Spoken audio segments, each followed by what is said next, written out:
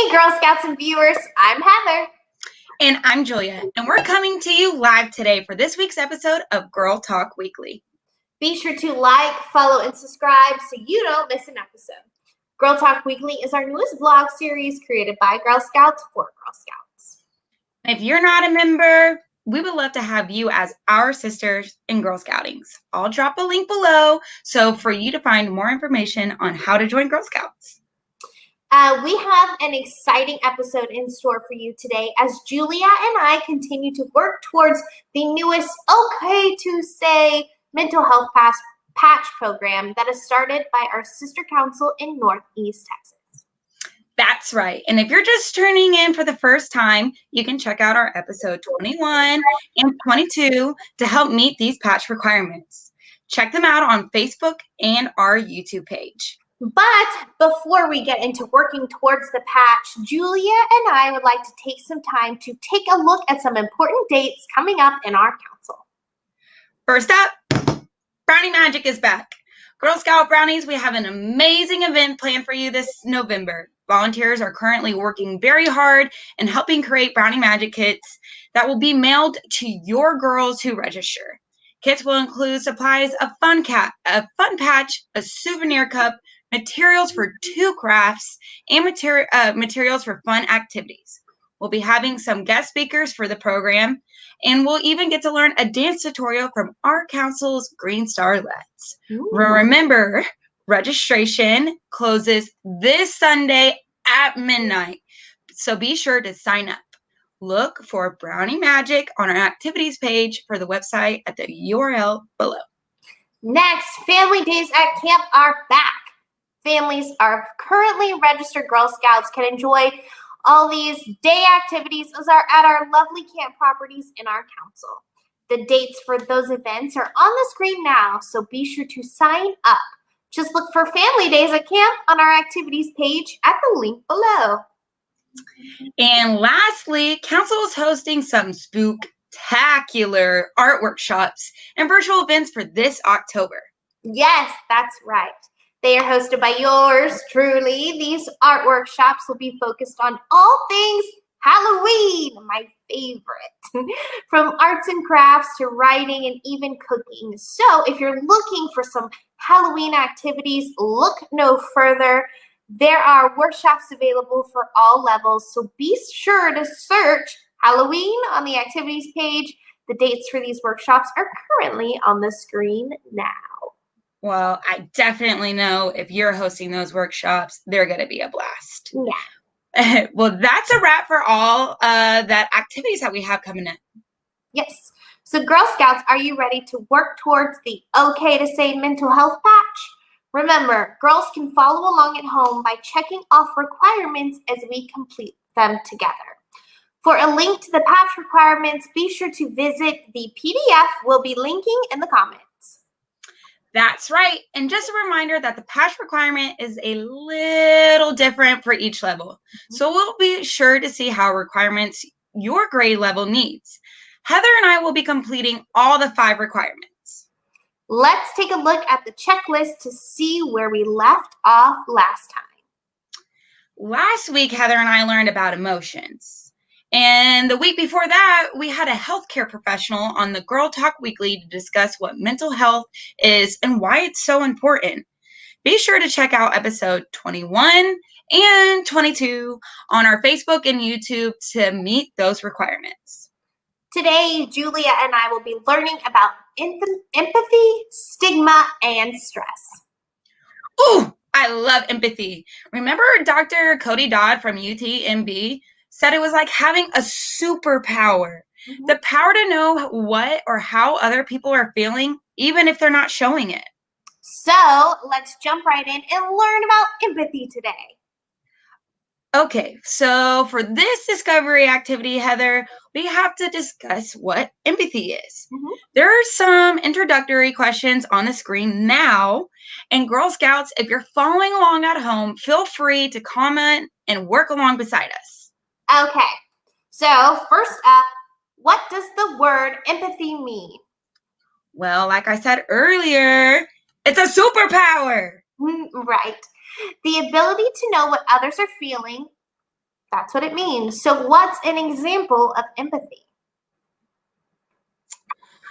I'm not sure. I know when others are sad and crying, I tend to also be sad too. Yeah. Well, I think it goes a little further than that. So, have you ever heard the saying, put yourself in someone else's shoes? Yeah, my mom used to say that a lot growing up. I always thought she actually meant wearing other people's shoes. But I think it means just being able to see through other people's perspectives. That's right. Each of us are different and have experienced life differently.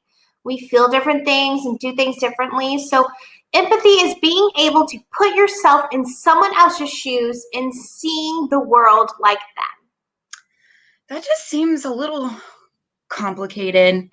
How can we practice empathy and put ourselves in other people's shoes? Do we literally have to wear their shoes? No, but we can start by using the 3-step process: look, think, and care. All right, let's see. When we look, we have to see what the other person's looking and try to figure out what they're feeling based on body language. Right. Then we think. Think about a time we felt that way. How would you want someone else to treat you? And then care. Show them that we care. Is there anything we can do to help? Okay, this seems pretty easy, actually. Next up, we'll have to practice looking, thinking, and caring with some make-believe scenarios. But before we move on, Julia and I would like to note that sometimes discussing emotions can be very difficult and an uncomfortable process with some people. We should do our best to respect other people's feelings, even if we don't understand them. Right. This is a totally safe space, Heather. So we shouldn't feel worried about hurting each other's feelings. And that's what mental health is all about. Well said. All right, let's take a look at the first scenario. All right, you see a girl crying in the bathroom that you don't know, and she's crying. So, how does this other person look? Well, she probably looks really sad and has tears coming down her eyes, maybe a little mascara running. Sure. What does her body language say about how she's feeling? So she might be having her shoulders shrugged, and she probably is really feeling sad, especially if she's crying. So now let's think. Think about a time you felt that way. How would you want someone to treat you? Well, I definitely have felt this way. I probably did my fair share of crying in the girls' bathroom in middle school. So if that was me, I would probably just want somebody to say, "Are you okay?" All right, last is care. How can we show them that we care? Well, maybe asking, "Hey, are you okay? Would you like to talk about it? I know maybe I don't know you, but I am having a listening ear." Yeah, those are great. All right, let's take a look at scenario 2. All right, your friend was excited to invite you to their party until you told them you couldn't attend. So let's look. How does the other person look? So my friend looks disappointed. She was looking forward to hanging out with me at her party. What does their body language say about what they were feeling? Well, she looks a little more down now. Maybe she's looking towards the floor. Definitely more disappointed than when she told me about the party originally. All right, well, let's think. Think about a time you felt that way. How would you want somebody to treat you? Yeah, I feel that way a lot when my friends cancel on plans, or if I'm excited for my own party and someone can't come that I'm really looking forward to. I think that's just normal. So I totally get what that feeling is like. For sure. Now, care. How do we show them that we care? Well, what I would try to do is I would try to give her a gift and plan another get together so we can have dinner or something and celebrate her birthday or her party at a later time. Quality time. All right. What is the next scenario? All right. So your sibling just got great news. and wants to share it with you, but you're too busy. So, how does your sibling look? They're probably feeling really anxious and really trying to get a hold of me, calling me, or maybe texting me, can you talk? Probably couldn't see what they're doing if they're not right there in front of me.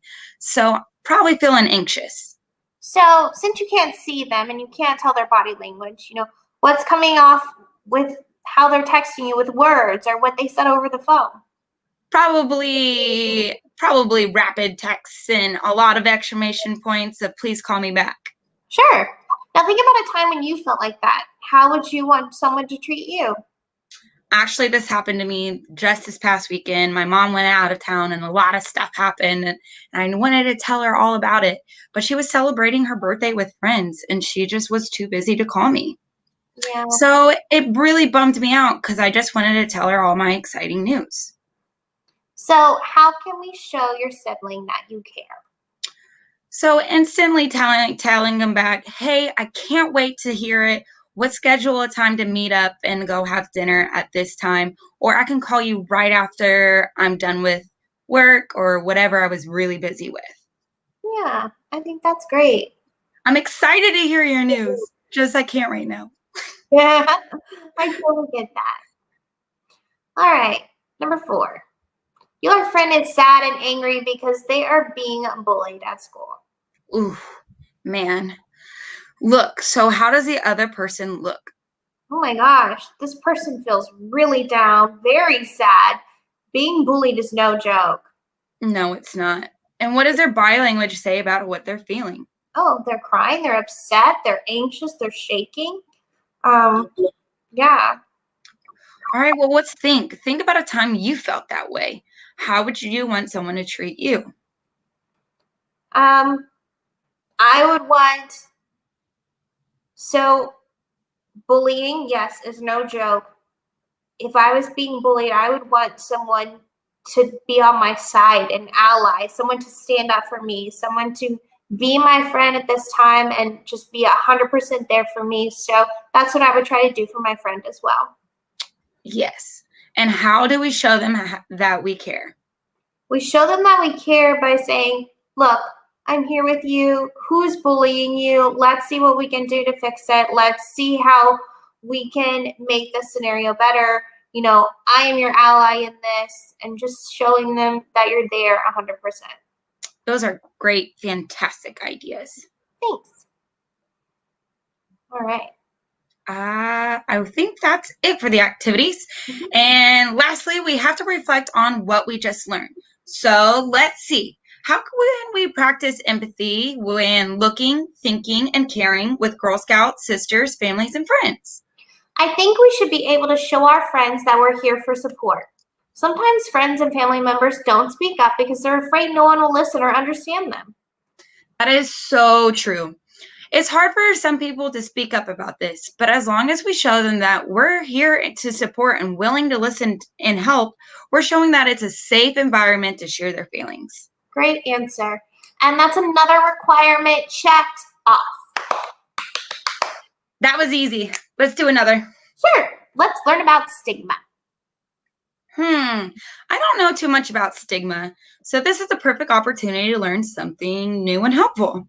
So let's take a look at some of the introductory information on stigma.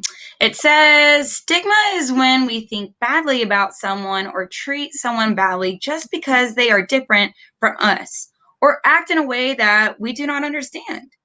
And when people do this, it may make the person feel badly about themselves. They may feel that they are alone and no one understands them. Stigma sounds like it can be painful. What can we do to learn more about stigma? Well, for this activity, we have to find a partner. Pick me. Okay, who else? We have to think of at least 2 things that we have in common and 2 things that make us different. 2 things that we have in common is, well, we're both funny. I agree, we're both funny. And we're both Girl Scouts. Ooh, good one. All right, 2 things that are different. Well, I have blonde hair. You have red hair. Yes. And you're a dog person and I'm a cat person. All right. Well, it's then we're supposed to imagine if we didn't like each other only based on those two differences. That's so silly. I couldn't imagine not being your friend because you like dogs and have blonde hair. Right? That'd be really silly just because you like cats and have red hair. We're like really close friends. It would be impossible not to be your friend just because of those silly reasons. Yeah. Plus, as Girl Scouts, it's in our Girl Scout promise and law. You're right. Considerate and caring and respect considerate and caring and to respect myself and others and be a sister to every Girl Scout. I think that's the big takeaway. Even though stigma exists and people don't treat others nicely or fair, that is our job as Girl Scouts to make sure we treat everyone well no matter what. Yeah, and I couldn't imagine not being friends with people because we are different. Yeah. Everyone's different. At that rate, I would have 0 friends. That's a good point. All right, that concludes learning about stigma. Last but not least is learning about stress. What do you think, Julia? Should we knock it out today as well? Sure, we got some time to spare. All right, let's learn about stress. Let's start by looking at this preliminary discussion question. What do you think about when you think of stress? Oh, goodness. I think of headaches, stomach pains, or like I have butterflies in my stomach. Yeah, I get all of those things too. What do you think makes us feel stressed? Well, when things are outside our control and when there's a lot of pressure to do the right thing. Good points. Stress is the body's reaction to any change that requires an adjustment or response. The body reacts to those changes with a physical, mental, or an emotional response. Stress is also a normal part of life. So, if stress is a normal part of life, we can only work on finding ways to help reduce stress. First, let's start off by identifying some things that cause us to feel stressed. Well, for me, I know I feel stressed when I get headaches or if I'm consuming a lot of my time on social media, comparing what all my friends are doing and what I'm not doing. Yeah. I know that I feel stressed when I have a lot of things to do. Like I have 40 things to get done in a day or something. It just gets overwhelming. I get sick to my stomach. You can see this girl in the picture that's like this with all her books. That's what I feel like when I'm stressed. And so I know it just makes me sick to my stomach. That butterfly feeling is so real when you're stressed out. For sure. And lastly, when we're tackling stress, we have to answer these questions. How do you feel? How do you feel when you feel stress? Well, I get headaches and I feel bummed out and I feel irritable. Mm-hmm. Yeah. All right. I feel super irritable when I'm stressed. Like, don't add another thing to my plate. I'm super grouchy. Same. Yeah. What do you do when you feel this way? I don't want to talk to people. And if I do, I'm really kind of snappy, which sorry friends and family. And I just want to be alone. Yeah, I agree. I can just feel my heart pumping and I start shaking and I get brain fog because I can't focus clearly because I'm just so stressed out and it's not good. It's not good. What are some things that we can do to relieve stress? Well, I know that you can go outside, get some exercise, take deep breaths in and out. Call a friend. Yes, call a friend. Call a friend. Vent it out. Vent out what's bothering you. Mm-hmm. Normally, when I'm feeling stressed and I know I have a big to-do list the next day, I like to take a hot bath and drink sleepy time tea. Oh, I love that. And spending time with your pets if you have any, or just doing fun things with your family, like dancing or playing a board game, something to just get your mind off whatever is stressing you out. Do a Zumba class. Yeah. Well, it's important that if Girl Scouts feel stressed, that they find ways to relieve that negative feeling through activities, art, workshops, or just hanging out with friends. Yeah. Plus, I hear being stressed also makes you go bald. Julia. It's true. My mom always says stress makes people get white hair. I think it's an urban myth, but I'd rather be happy with hair than stress being bald. Okay, yeah, I guess that's one way to look at it. So if we take a look at the checklist, we're done. Yeah, that's right. We finished with the discovery requirements. Woo! We earned a patch. What's next? Do we get the patch yet? Well, not quite. In next week's episode, we'll be looking at some activities we can do and projects Girl Scouts can do at home to finish the final requirements for the patch. Oh, I got it. Then we've got all the research done. Girl Scouts, make sure you join us in the episodes to come as we finish up the patch program together. That's right. Be sure to like, follow, and subscribe so you don't miss a thing. I'm Heather. And I'm Julia. Yours in Girl Scouting. Bye.